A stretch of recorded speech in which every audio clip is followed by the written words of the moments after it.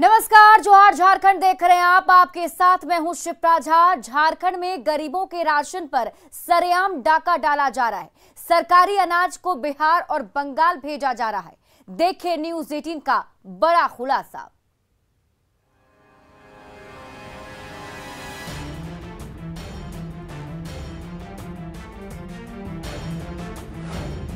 गरीबों के राशन पर डाका, आदिवासियों के अनाज की लूट, सरकारी सिस्टम पर सबसे बड़ा खुलासा।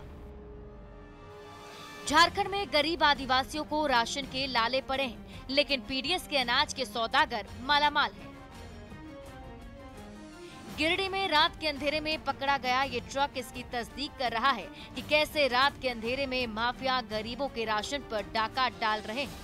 अंधेरे में पीडीएस का गेहूं और चावल ट्रकों के जरिए बिहार और बंगाल भेजा जा रहा है। कालाबाजारी के लिए भेजे जा रहे ट्रक पर लदे 12 टन गेहूं को न्यूज़ 18 की टीम ने रंगे हाथ पकड़ लिया। देर रात तक ट्रक के जरिए लगभग 12 टन पीडीएस के गेहूं को देवरी होते हुए बिहार के नवादा भेजा जा रहा था और ये गेहूं सरिया स्थित एफसीआई गोदाम में लोड हुआ था। ये बात को कहा है कि मामले को संज्ञान में लिया गया है और जांच पड़ताल किया जा रहा है। संबंधित विभाग के पदाधिकारियों के खिलाफ कार्रवाई नहीं होती है तो यह एक सबसे बड़ा मसला यहाँ पे है। सबसे बड़ा सवाल उठता है कि आखिर यह अनाज जाता कहाँ है। तो उसका जवाब सीधा सीधा यह है कि अनाज यह काला बाजार में इन अनाजों को खपाया जाता है। गेहूं लदा ट्रक जमुआ प्रखंड के जोरा साख में खड़ी थी, जहां अनाज को चोरी छिपे उतारा जा रहा था। न्यूज़ 18 की टीम को जैसे ही गुप्त सूचना मिली, हमारी टीम मौके पर पहुंच गई। पता चला कि इस ट्रक में अवैध 12 टन गेहूं भरा हुआ है। राशन के लुटेरों को जैसे इस बात की भनक लगी, ड्राइवर तेज रफ्तार से बिना ब्रेक लगाए हुए निकल गया। सरिया गोदाम से आप ड्राइवर हैं क्या? सरिया गोदाम से लेके आए हैं? ड्राइवर हैं आप? हाँ। फोन कीजिए सरिया हमको। हाँ, गोदाम में ही मतलब कि बाबा जो यहाँ से लोड हुआ, जिसका जो मालिक है इसका, हाँ, उतरवाया है। के है मालिक? है बाबा पंडित जी है। कहाँ के पंडित जी? है सरिया के हैं। यहाँ एफसीआई का माल पकड़ा गया है। ठीक है, ये एफसीआई का माल है। हमारा जो डीलर को हम लोग मांगते हैं तो बोलता है गेहूँ नहीं आ रहा है गवर्नमेंट से। तो गवर्नमेंट से गेहूँ आ रहा है। जब गेहूँ जो जा रहा है किस जगह में जा रहा है, और यहाँ 2 बोरा उतर के यहाँ सप्लाई हो रहा है। जमुआ पुलिस को फोन भी लगाया गया, लेकिन पुलिस भी इन दलालों को नहीं पकड़ पाई। हैरत की बात तो यह है कि रंगे हाथ कालाबाजारी का अनाज पकड़े जाने के बाद भी डीएसओ कालाबाजारी की बात से इनकार कर रहे हैं। जब इसी मामले को लेकर के अभी हम डीसी कार्यालय आए हुए हैं डीएसओ साहब से इस मामले को लेकर उनकी प्रतिक्रिया लेने के लिए। हालांकि उन्होंने ऑफ द रिकॉर्ड ये बात को कहा है कि मामले को संज्ञान में लिया गया है और जांच पड़ताल किया जा रहा है। हालांकि उन्होंने किसी भी प्रकार की अनियमितता और कालाबाजारी से साफ इनकार किया है और उनका कहना है कि थोड़ा बहुत गलतियां ड्राइवर कर रहे होंगे, वो लोग अपने तरीके से गेहूं को उतार रहे होंगे, लेकिन अभी तक ये मामला कालाबाजारी का नहीं है। पीडीएस के अनाज की खुलेआम लूट की ये तस्वीरें कई सवाल खड़े कर रही हैं।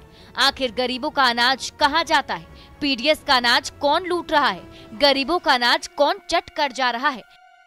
राशन की सरेआम कालाबाजारी हो रही है, लेकिन प्रशासन को इसकी खबर कैसे नहीं है?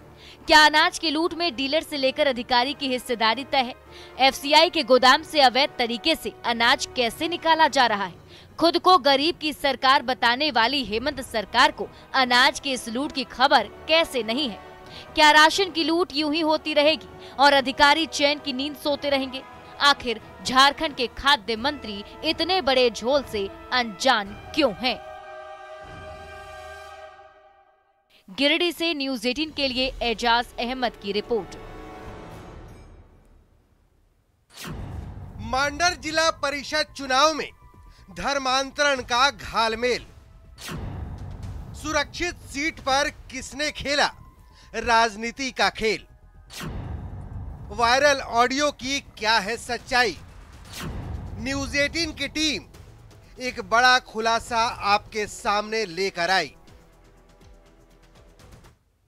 झारखंड में धर्मांतरण का खेल कोई नई बात नहीं है, लेकिन धर्म की आड़ में कैसे सियासी साजिश रची जा रही है उसका खुलासा आज न्यूज़ 18 करने जा रहा है। रांची के मांडर इलाके में धर्मांतरण की काली छाया सामाजिक समीकरण को तो बर्बाद कर ही रही है, सियासी साजिश को भी भड़का रही है।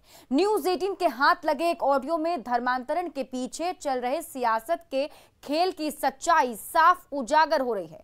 हालांकि न्यूज़ 18 इस ऑडियो की सच्चाई की पुष्टि नहीं करता है।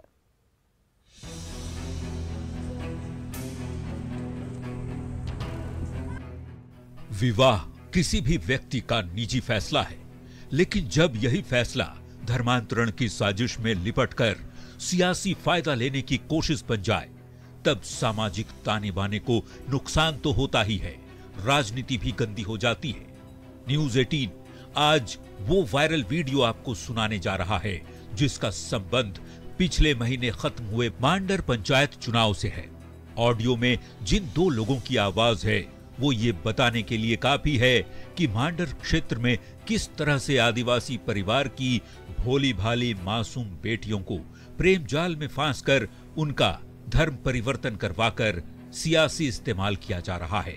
सियासत की ऐसी जमीन तैयार की जा रही है जहां उनके ट्राइबल स्टेटस को आधार बनाकर उन्हें एसटी सुरक्षित महिला सीट से उम्मीदवार बनाया जा रहा है। अपना बताइए, कौन सा बोल रहे हैं? ओ हम तबारक जी बोल रहे हैं, मधुमिता की वाइफ। अच्छा तबारक, हाँ उस दिन मुलाकात हुई थी, आए थे ऑफिस जो। हाँ वही नाम याद नहीं आ रहा था आपको भाई। हाँ तबारक भाई, और क्या हाल है? तैयारी कर रहे हैं सर जिला परिषद ला। आप लड़ने के लिए ना? हाँ लड़ने के लिए। वाइफ को लड़ाइएगा ना? हाँ वाइफ को लड़ाएंगे। एसटी रिजर्व है ना? हाँ मांडर एकदम तैयार कीजिए, समझ गए? और हम लोगों को इसी तरह के कैंडिडेट की जरूरत है। सुनिए, आपको बता रहे हैं तबारक भाई। हाँ अपने ही तक रखिएगा। बिल्कुल बिल्कुल।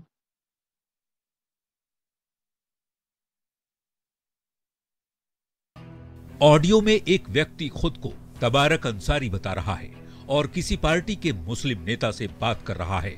बातचीत में तबारक अंसारी अपनी पत्नी मधुमिता तिर्की को जिला परिषद का चुनाव लड़ने की बात कर रहा है, जिसके जवाब में वो मुस्लिम नेता इसे एक बड़ी सियासी साजिश का रूप देता नजर आ रहा है। सुनिए ऑडियो क्लिप का दूसरा पार्ट।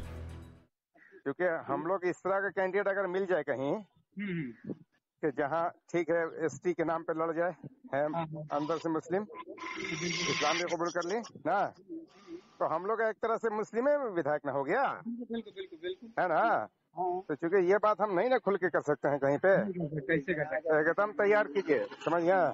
और हम लोग पूरी तरह साथ हैं। ऑडियो की बातचीत से जो चीजें सामने निकल कर आ रही हैं, उसमें ये साफ है कि किस तरह आदिवासी बेटियों को प्रेम जाल में फंसाकर उन्हें सियासत के लिए इस्तेमाल किया जा रहा है। साथ ही वैसी तमाम आदिवासी महिलाएं जिन्होंने मुस्लिम से शादी की है, उनका इस्तेमाल वोट बैंक के आधार पर करने की भी बात कही जा रही है। खुले तौर पर सुनिए कैसे विधानसभा चुनाव में भी इस समीकरण का इस्तेमाल करने की बात समझाई जा रही है। तो सर ऐसा है ना कि हम जितना भी मान को पंचायत अध्यक्ष चुना है ना, तो सब जो एसटी टाइप का है ना, जो मुस्लिम शादी किया हुआ सबको हम हर प्रखंड में एकदम जोड़िए, एकदम वैसे लोगों को जोड़िए, समझ गए ना? सबको हम अध्यक्ष बना दे रहे हैं। क्या करना है हम लोगों को आपको बता रहे हैं तबारक भाई। जैसे मान लिया हमारे पास इस तरह के 10, 20, 50 लोग जमा हो जाए, ठीक है, तो उन लोग का अपने समाज में पकड़ है, ठीक है। तो ऐसा तो नहीं है कि अगर 10, 20, 50 अगर औरतें मिल जाए एसटी की, क्रिश्चियन आदिवासी, तो उन लोग 10-15 हजार वोट नहीं कर सकती हैं। इन लोगों को मुखिया भी लड़ाइए, जिला परिषद भी लड़ाइए, तो 10-15 हजार वोट आदिवासी का इन लोग इकट्ठा कर सकती हैं चाहे, ठीक ना, आराम से। और उस पोजीशन में हम लोग विधायक भी बना सकते हैं वहाँ मांडर में अपना। झिंझरी पंचायत में एक मुखिया भी जीता हुआ है, तो बंधु का आदमी है, उसको भी बात किए तो बोला कि नहीं सर आपके यहाँ हम जुड़ेंगे, तो हम उसको भी दावत दिए। ये ऑडियो मांडर प्रखंड के पूर्वी क्षेत्र से जुड़ा है। इस बातचीत के आधार पर हम आपको एक पोस्टर दिखा रहे हैं जो मांडर प्रखंड 9 के पूर्वी क्षेत्र से जिला पार्षद मधुमिता तिर्की का चुनावी पोस्टर है, जिस पर उनकी तस्वीर है और निवेदक के तौर पर तबारक अंसारी की तस्वीर है। हम आपको बता दें कि न्यूज 18 इस ऑडियो की पुष्टि का किसी तरह से दावा नहीं करता। न्यूज 18 ये भी दावा नहीं कर रहा कि इस ऑडियो का इस तस्वीर से कोई संबंध है, लेकिन ऑडियो और तस्वीर के बीच जो संदेह का कनेक्शन बना है उसे ही हम आपको दिखाने की कोशिश कर रहे हैं। अब आप धर्मांतरण के खेल को समझिए। सियासी जमीन मजबूत करने में इस धर्म कार्ड का इस्तेमाल किया जाता है। आदिवासियों के वोट बैंक में सेंध लगाने के लिए धर्म परिवर्तन पर जोर दिया जा रहा है, जो ऑडियो क्लिप से साफ जाहिर हो रहा है। आदिवासी महिलाओं को इस्लाम धर्म से जोड़ने का ये गंदा खेल चल रहा है। रणनीति के तहत सामाजिक समीकरण को बर्बाद करने की साजिश चल रही है। बढ़ते आगे, चुनाव आयोग में खनन लीज मामले में झारखंड के सीएम हेमंत सोरेन से जुड़े मुद्दे पर सुनवाई हुई। बीजेपी की तरफ से लीगल टीम के प्रतिनिधि ने बहस की। बीजेपी लीगल टीम के प्रतिनिधि कुमार हर्ष के मुताबिक एक बार फिर से हेमंत सोरेन की लीगल टीम के प्रतिनिधि की तरफ से सिर्फ 2 मिनट बहस हुई और उसके बाद अगली तारीख की मांग की गई, जिसमें बहस पूरी की जा सके। अब चुनाव आयोग इस मामले में अगली तारीख देगा। निर्वाचन आयोग ने 28 जून को ही आखिरी मौका दिया था। डिस्क्वालिफिकेशन के मुद्दे में आज बहस की गई भाजपा के द्वारा, और हमने ये कहा ये डिस्क्वालिफिकेशन का मामला बनता है, कॉन्ट्रैक्ट का मामला है, और इसमें लाभ उठा रहे हैं मुख्यमंत्री जी। मुख्यमंत्री होने के नाते उन्होंने अपने आप को अपने सिग्नेचर से, अपने आवेदन से अपने आप को लीज दे दिया। ये एक ऐसा मामला है जो अभी तक कोई भी जजमेंट में नहीं आया है, और ये बताता है कि ये सूचिता का भी मामला बनता है, करप्शन का भी मामला बनता है, और ये मामला बनता है कि ये डिस्क्वालिफिकेशन होनी चाहिए। हमने पूरी अपनी बहस की। हेमंत सोरेन के द्वारा समय मांग की गई है कि हम इसको अगले दिन बहस करेंगे। आज उनकी तरफ से कुछ कहा गया, उनके वकील की तरफ से? उनके वकील के द्वारा यही बस कहा गया कि आज हम मामला सुनवाई नहीं किया जाए और एक तारीख दिया जाए कि हम उसमें बहस अपनी कंप्लीट कर सकेंगे। डेट अब बाद में मिलेगी। निर्वाचन आयोग में सुनवाई के बाद हेमंत सोरेन की तरफ से लीगल टीम के प्रतिनिधि मेहंदी रत्ता ने कहा कि बहस काफी लंबी हो गई, इसलिए निर्वाचन आयोग ने कहा कि अगली तारीख पर फिर सुनवाई होगी। निर्वाचन आयोग ने कहा कि फिलहाल एक पार्टी को सुना है, फिर प्रतिवादी को अगली तारीख पर सुनेंगे। अगली तारीख फिलहाल डिसाइड नहीं हुई है।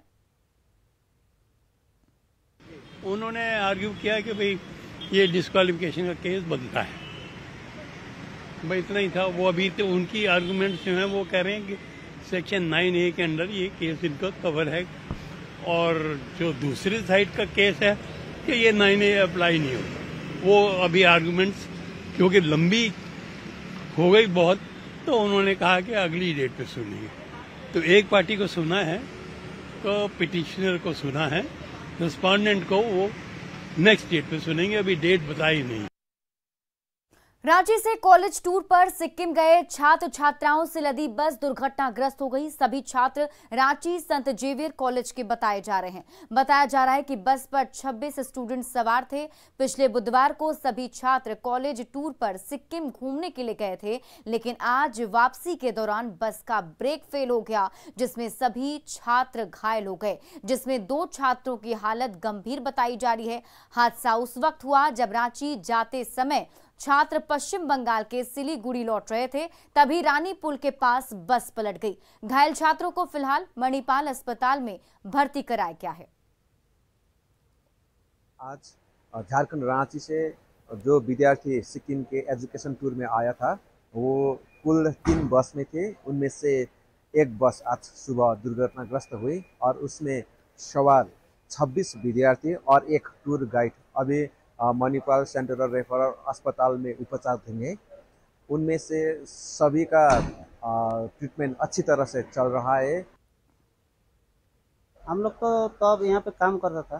काम करने के बाद थोड़ा आवाज़ हो गया, एक बहुत बड़ा आवाज़ हो गया। आवाज़ होने के बाद एक बाद जो है पार्टी यहाँ पे पार्टी गया, पार्टी होने का बाद जो आगे से लड़की लोग का जो खून लगभग था वो लाइव हम देखा था। देखने बाद वो तो हम अपना हाथ से उठाया, उसका बाद गाड़ी का नीचे भी मतलब दो आदमी था, उसको भी ठेल के आदमी जब आया था, आने के बाद ठेलने के बाद उसको उठाया था। और रिलायंस जियो के बोर्ड ने आकाश अंबानी को नया चेयरमैन नियुक्त किया है। कंपनी ने शेयर बाजारों को एक सूचना भेजकर इसकी जानकारी दी। कंपनी ने यह भी बताया कि मुकेश अंबानी रिलायंस जियो के डायरेक्टर पद से हट गए हैं। रिलायंस जियो ने शेयर बाजारों को भेजी गई सूचना में बताया कि 27 जून 2022 को हुई बैठक में बोर्ड ऑफ डायरेक्टर्स ने मुकेश अंबानी के डायरेक्टर पद से इस्तीफे को स्वीकार कर लिया। यह इस्तीफा सोमवार 27 जून को वर्किंग आवर खत्म होने के साथ प्रभावी हो गया है। इसके साथ ही बोर्ड ने बैठक में कंपनी के non executive director Akash Ambani को बोर्ड ऑफ डायरेक्टर के चेयरमैन पद पर नियुक्ति की मंजूरी दे दी। आकाश अंबानी रिलायंस इंडस्ट्रीज के चेयरमैन मुकेश अंबानी के बेटे हैं। वे साल 2014 में रिलायंस जियो के बोर्ड में शामिल हुए थे। बता दें, रिलायंस जियो ऑयल से लेकर रिटेल तक के बिजनेस में मौजूद कारोबारी समूह रिलायंस इंडस्ट्रीज की टेलीकॉम यूनिट है।